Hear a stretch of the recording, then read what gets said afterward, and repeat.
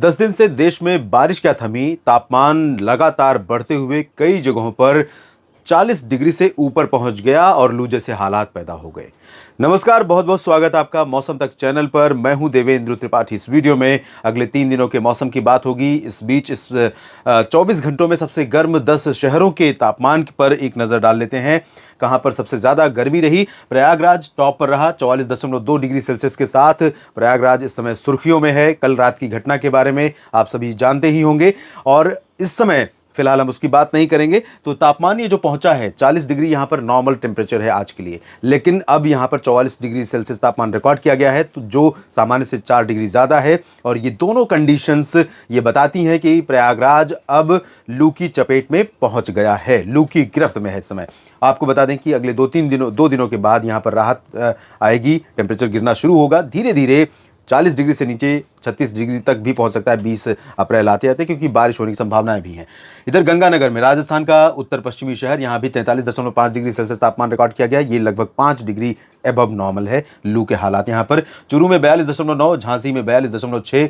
आप ये देख रहे हैं कि चूरू, गंगानगर, प्रयागराज, झांसी, ये पूरा का पूरा वही उत्तरी राजस्थान और उत्तरी मध्य प्रदेश, इससे सटा हुआ दक्षिणी उत्तर प्रदेश का बेल्ट है। यही बेल्ट सबसे ज्यादा गर्म इस समय बना हुआ है। दतिया में 42.2, हमीरपुर में 42.2, हिसार में 42.1, बांकुड़ा पश्चिम बंगाल में 41.9, बीकानेर राजस्थान में 41.9 और वाराणसी में 41.8 डिग्री तापमान रिकॉर्ड किया गया है। और अब आपको एक आंकड़े, बारिश के आंकड़ों पर एक नजर आपको दिखाते हैं।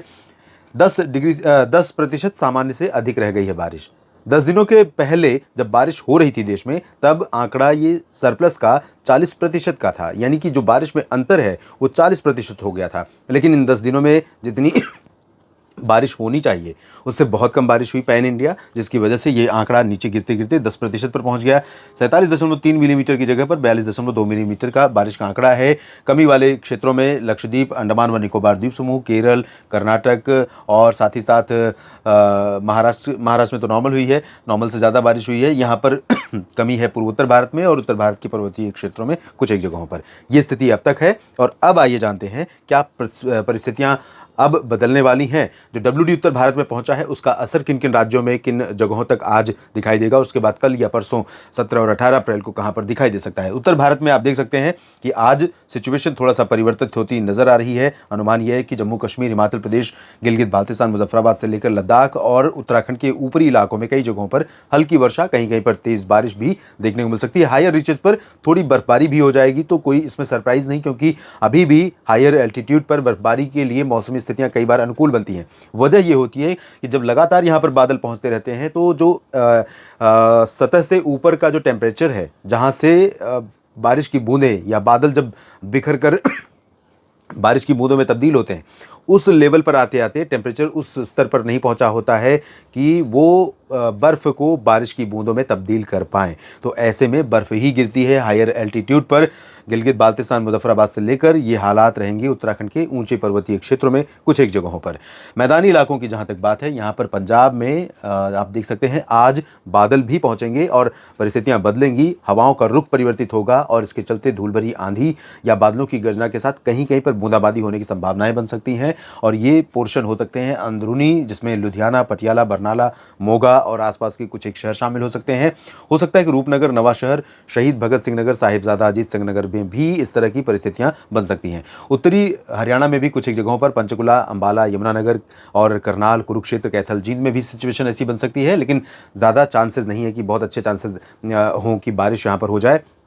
जहाँ तक बात दिल्ली की है, मैं आपको बता दूं कई मौसमी सिस्टम इस समय देश पर हैं और इसके चलते जो राजस्थान के ऊपर ये हवाएं आप देख रहे हैं, ये भले यहाँ पर क्लियर वेदर दिखाई दे रहा है, लेकिन मेरा अनुमान है कि जब ये हवाएं इस तरह से आएंगी और इनमें थोड़ा सा मॉइस्चर का इनपुट यहाँ अरबियन सी की तरफ से या ओमान की खाड़ी की तरफ से ऐड होगा, या जो पाकिस्तान के ऊपर मॉइस्चर पहुंचा है वो इन हवाओं के साथ ऐड होकर के राजस्थान के ऊपर पहुंचेगा गुजरात होते हुए, तो राजस्थान के साथ साथ हरियाणा के दक्षिण पश्चिमी क्षेत्रों में कुछ बादल यहाँ पर बनेंगे। और जैसलमेर, बीकानेर, बाड़मेर, ये जो पश्चिमी क्षेत्र हैं, यहाँ पर हो सकता है कि कुछ बादल ऐसे बने जो गरज वाले हों, जो बूंदाबांदी भी दे सकें। और धीरे धीरे यही बादल अगर यहाँ पर गतिविधियां नहीं हुई तो मूव करते हुए भरतपुर, अलवर, झुंझुनू तक पहुंच सकते हैं। रेवाड़ी, चरखी दादरी, झज्जर, महेंद्रगढ़, गुरुग्राम, फरीदाबाद, पलवल, दिल्ली, आगरा, अलीगढ़, मेरठ, मथुरा यहाँ तक पहुंच सकते हैं। तो यहाँ ये जो पोर्शन है, यहाँ पर कुछ एक जगहों जगहों पर प्री मानसून की एक्टिविटीज़ दोपहर के बाद शाम 3-4 बजे के आसपास से शाम 7-8 बजे के बीच में कहीं पर दिखाई दे सकती हैं।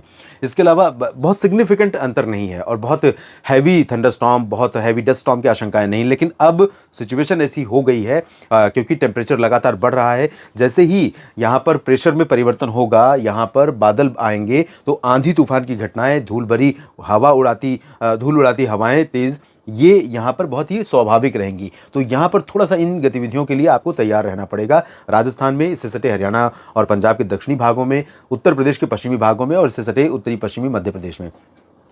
उत्तर प्रदेश में ड्राई वेदर लगातार रहेगा, लेकिन बादल यहाँ पर भी पहुँचेंगे, आगरा से लेकर प्रयागराज के बीच में, वाराणसी के बीच में, और इन भागों में कहीं पर बूंदाबांदी भी हो सकती है, लेकिन इसके चांसेस बहुत कम हैं। गर्मी आज भी रहेगी, हीट वेव कंडीशन आज भी आगरा, झांसी, ललितपुर, कानपुर, नगर कानपुर देहात और फतेहपुर, चित्रकूट, महोबा से लेकर वाराणसी, सोनभद्र, मिर्ज़ापुर, ये जो पूरा बेल्ट है, इन भागों में कई जगहों पर प्रचंड गर्मी का आलम लगातार बना हुआ है और आज भी यहाँ पर बना रहेगा।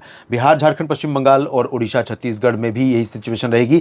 मध्य प्रदेश की जहां तक बात है तो यहां पर इंदौर से लेकर भोपाल और सागर, सतना, सीधी के बीच में भले ही यहां दो अलग अलग दिशा की हवाएं हैं, भले ही यहां पर टेम्परेचर बढ़ रहा है, लेकिन जो मॉइस्चर यहां पर पहुंचेगा गुजरात के रास्ते टर्न होकर के, ये ट्रफ एक सिचुएशन, ट्रफ जैसी सिचुएशन थी, तो यहां पर जब मॉइस्चर यहां पहुंचेगा तो कुछ क्लाउडिंग यहां पर बन सकती है और ये क्लाउड इस तरह से मूव करेंगे तो थोड़ी बहुत गतिविधियां यहां पर हो सकती हैं। चांसेस बहुत ज़्यादा नहीं है, लेकिन रूल आउट नहीं कर सकते हैं प्री मानसून वर्षा या बूंदाबांदी के लिए। छत्तीसगढ़, उड़ीसा में सिर्फ बादल आएंगे, महाराष्ट्र में, विदर्भ में भी बादल रहेंगे, लेकिन मराठवाड़ा और मध्य महाराष्ट्र के कुछ भागों में वर्षा की संभावना भी रहेगी। इधर तटीय कर्नाटक के तमाम इलाकों में, केरल और लक्षद्वीप में कुछ जगहों पर वर्षा हो सकती है। पूर्वोत्तर में अरुणाचल और असम के पूर्वी भागों में, नागालैंड में कुछ स्थानों पर वर्षा होने के संकेत दिखाई दे रहे हैं।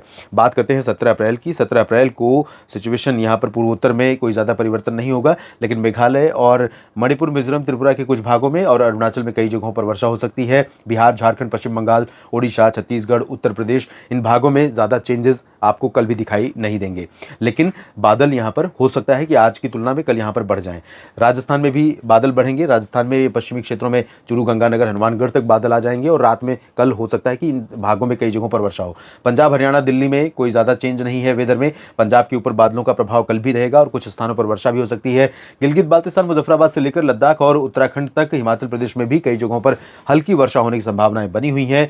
गुजरात में भी बादल पहुंचेंगे, गुजरात के सौराष्ट्र और पूर्वी रीजन में कई जगहों पर बूंदाबांदी हो सकती है या बादल पहुंच सकते हैं। बूंदाबांदी नहीं भी हुई तो बादल तो पहुंच सकते हैं। मध्य प्रदेश में ड्राई वेदर रहेगा, मध्य प्रदेश के पूर्वी भागों में थोड़े बादल बनेंगे, महाराष्ट्र में, मध्य महाराष्ट्र और मराठवाड़ा में बादल बनेंगे और तटीय कर्नाटक में बादल बनेंगे और बारिश होने की संभावना रहेगी। 18 अप्रैल की सिचुएशन देखिए, बिल्कुल बदलती हुई, और 18 अप्रैल को देश के कई हिस्सों में वर्षा होने की संभावनाएं रहेंगी। अरब सागर से मॉइस्चर फीडिंग इनडायरेक्ट वे में मिल रही है। ये जो सर्कुलेशन है ये एंटी क्लॉकवाइज, एंटी सर्कुलेशन जैसा है और ये क्लॉकवाइज है, तो यहाँ से ऐड करेगा मॉइस्चर गुजरात के रास्ते, साथ ही साथ WD है, WD के प्रभाव से इंड्यूस सर्कुलेशन पाकिस्तान और राजस्थान के ऊपर। तो इन सभी सिस्टमों के कारण मॉइस्चर की जो मात्रा है वो भारत के ऊपर वायुमंडल में बढ़ जाएगी और ये क्लाउड फॉर्मेशन के लिए इस बढ़ते हुए तापमान के बीच में बहुत ही अनुकूल रहेगी। तो यहाँ क्लाउड फॉर्मेशन होगा और पंजाब से लेकर राजस्थान, गुजरात, मध्य प्रदेश, महाराष्ट्र, इन भागों में कई जगहों पर, हरियाणा, दिल्ली, इन सभी भागों में कई जगहों पर गरजना वाले बादल बनेंगे, बूंदाबांदी के साथ वर्षा होने की संभावनाएं रहेंगी। हालांकि बहुत इंटेंस स्पेल नहीं होगा, लेकिन ये जो स्पेल होगा इस दौरान यहाँ पर धूल भरी तेज हवाएं, बादलों की गर्जना, बिजली कड़कने, बिजली चमकने, बिजली गिरने और ओलावृष्टि होने की संभावनाएं, आशंकाएं यहाँ पर रहेंगी। इधर कश्मीर से उत्तराखंड के बीच में कई जगहों पर इंटेंस स्पेल हो सकता है, तो यहाँ पर टूरिस्ट को बहुत अलर्ट पर रहना होगा, स्थानीय लोगों को अलर्ट पर रहना होगा। ओले गिर सकते हैं और पहाड़ी इलाकों में अगर ओले गिरे या बर्फ गिरी इस समय तो फिसलन बहुत ज़्यादा हो जाती है, स्लिपरी रोड हो जाती है, गाड़ी पर नियंत्रण नहीं रह जाता है, तो ऊंचे इलाकों पर गाड़ी चलाना बहुत ज़्यादा खतरनाक हो जाता है। तो इससे सतर्क रहें यहाँ पर टूरिस्ट। उत्तर प्रदेश के पश्चिमी भागों पर बादल बढ़ जाएंगे और आगरा से लेकर कानपुर के बीच में कई जगहों पर वर्षा की संभावनाएं बनेंगी। बाकी पूर्वी उत्तर प्रदेश की बारी अगले 24 घंटों के बाद आएगी। 19 अप्रैल को बिहार, झारखंड, पश्चिम बंगाल, ओडिशा, छत्तीसगढ़, इन भागों का भी बारिश का इंतजार खत्म होगा। यहाँ पर बढ़ते हुए टेम्परेचर पर लगाम लगेगी, जल्द ही बारिश देखने को मिलेगी। अरुणाचल में बारिश होगी, इधर बाकी दक्षिण में, तमिलनाडु के तटीय इलाकों में और तटीय कर्नाटक, केरल में कुछ स्थानों पर वर्षा होने की संभावनाएं नजर आ रही हैं। इस बुलेटिन में फिलहाल इतना ही। लगातार मेरे साथ बने रहिए, मौसम की हर जानकारी आपको दूंगा और पॉलिटिकल न्यूज़ अगर आपको देखनी है दोस्तों तो न्यूज़ मीडिया मंच पर जाएं, कई खबरें मैं वहां अपलोड करता हूं, उसे भी देखें, अपना समर्थन दें, सपोर्ट दें, कमेंट करें। राय विचार आपके अलग हो सकते हैं, लेकिन तटस्थ एनालिसिस करने की मेरी कोशिश होती है और उस पर ज़रूर टिप्पणी करें। और जो लिंक कम्युनिटी में मैंने यहाँ डाला था उसका सिर्फ़ और सिर्फ़ मकसद था कि अगर आप पॉलिटिकल न्यूज़ में इंटरेस्ट रखते हैं तो उस लिंक पर क्लिक करके आप वहाँ जा सकते हैं। आप में से कई लोगों ने कहा कि इस पर पॉलिटिकल न्यूज़ ना करें, और मैं आपको बता दूं कि अब तक मैंने कभी भी पॉलिटिकल न्यूज़ इस चैनल पर करने की कोशिश नहीं की है। इसे प्योरली मौसम पूर्वानुमान का चैनल बनाए रखने का प्रयास किया है और उसको आगे भी जारी रखूंगा। तो आप इसको अन्यथा न लें। अगर आपको नहीं देखनी है आप स्किप कर सकते हैं, देखनी है तो लिंक पर क्लिक करके आप न्यूज़ मीडिया मंच पर जा सकते हैं। और अगर वीडियो में जिस तरह से मैं चर्चा कर रहा हूँ, जिस तरह से मुद्दों पर बात कर रहा हूँ, अगर आपकी अपनी कोई राय है तो आप राय भी दे सकते हैं और चैनल को सब्सक्राइब करना बिल्कुल ना भूलें। धन्यवाद।